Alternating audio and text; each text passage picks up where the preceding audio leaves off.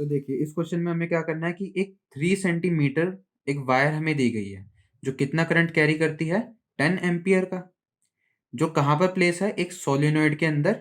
ठीक है, जो क्या है परपेंडिकुलर है उसकी एक्सिस से। ठीक है, एक सोलिनॉइड में प्लेस किया गया है जो परपेंडिकुलर क्या है एक्सिस के है। ठीक है, तो यहाँ पर हमें दिया गया है कि जो मैग्नेटिक फील्ड है सोलिनॉइड के अंदर वो कितनी है 0.27 टेस्ला। तो हमें ये बताना है कि मैग्नेटिक फोर्स उस वायर पर कितनी लग रही होगी। ठीक है, मैग्नेटिक फोर्स कितनी लग रही होगी उस वायर के ऊपर। तो देखिए सबसे पहले हम गिवन लिख लेते हैं कि गिवन क्या दिया गया हमें, कि गिवन है हमें दिया गया है लेंथ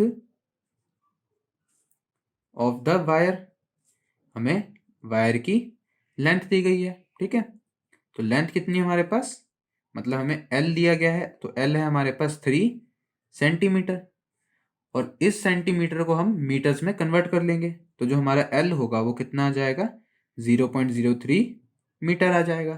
ठीक है, तो देखिए अब यहाँ पर हम क्या करेंगे, और हमें क्या चीज़ें दी गई हैं, करंट की वैल्यू दी गई है, तो करंट की वैल्यू हम लिख लेते हैं, मतलब करंट हमें आई दिया गया है, तो आई हमारे पास कितना है 10 एम्पियर का, आई हमारे पास है 10 एम्पियर का।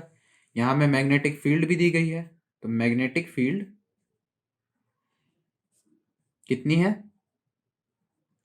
मतलब हमें बी की वैल्यू दी गई है, तो मैग्नेटिक फील्ड हमें कितनी है यहाँ पर 0.27 टेस्ला दी गई है। ठीक है, 0.27 टेस्ला की वैल्यू दी गई है मैग्नेटिक फील्ड की। और देखिए यहाँ पर हमें क्या बोला गया था कि जो एंगल है, ठीक है, जो एंगल है वो एंगल कितना बन रहा है, मतलब जो हमारा एंगल है किसके बीच में, तो angle between current and magnetic field, current and magnetic field.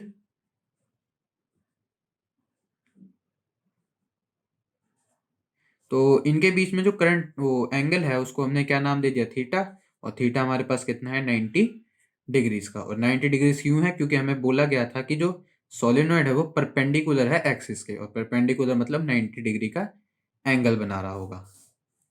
तो देखिए यहां हमें क्या बताना है कि मैग्नेटिक फोर्स कितनी होगी। ठीक है, तो हम लिखेंगे कि मैग्नेटिक फोर्स, ठीक है, ऑन द वायर, तो वायर पे मैग्नेटिक फोर्स कैसी होगी, तो मैग्नेटिक फोर्स का फॉर्मूला हम कैपिटल एफ से लिखते हैं, और कैपिटल एफ का क्या मतलब है यहाँ पर कि आई बी एल साइन थीटा, ये हमारा क्या होता है फॉर्मूला होता है। करंट, मैग्नेटिक फील्ड, लेंथ और साइन जो हमारा एंगल होता है उसका प्रोडक्ट हमें फोर्स की वैल्यू बताकर देता है। तो देखिए फोर्स कितना होगा, आई की वैल्यू हम क्या लिखेंगे यहाँ पर 10 एम्पियर की, और यहाँ पर हमारे पास मैग्नेटिक फील्ड 0.27 का, लेंथ हमारी कितनी है यहाँ पर 0.03 मीटर्स की, और यहाँ पर हमारे पास जो एंगल है मतलब साइन थीटा वो कितना है साइन 90 डिग्री है। ठीक है, तो देखिए साइन 91 हो गया। ठीक है, साइन 90 डिग्री कितना हुआ 1। तो यहाँ पर जो फोर्स होगी, ठीक है, फोर्स होगी उसकी वैल्यू कैसी कुछ होगी कि 10 इंटू 27, यहाँ पर आ जाएगा 10 की पावर -2, इसे हम सॉल्व करें तो, और यहाँ भी क्या आ जाएगा 3 इंटू 10 की पावर -2, और यहाँ आ जाएगा इंटू 1।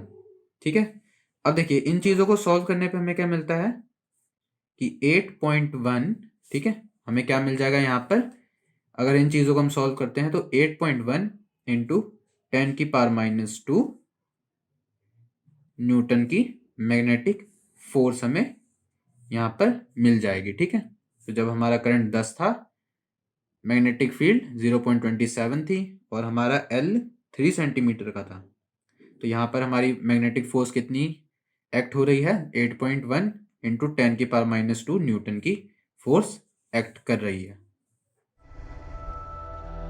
इससे आसान सॉल्यूशन और कहीं नहीं।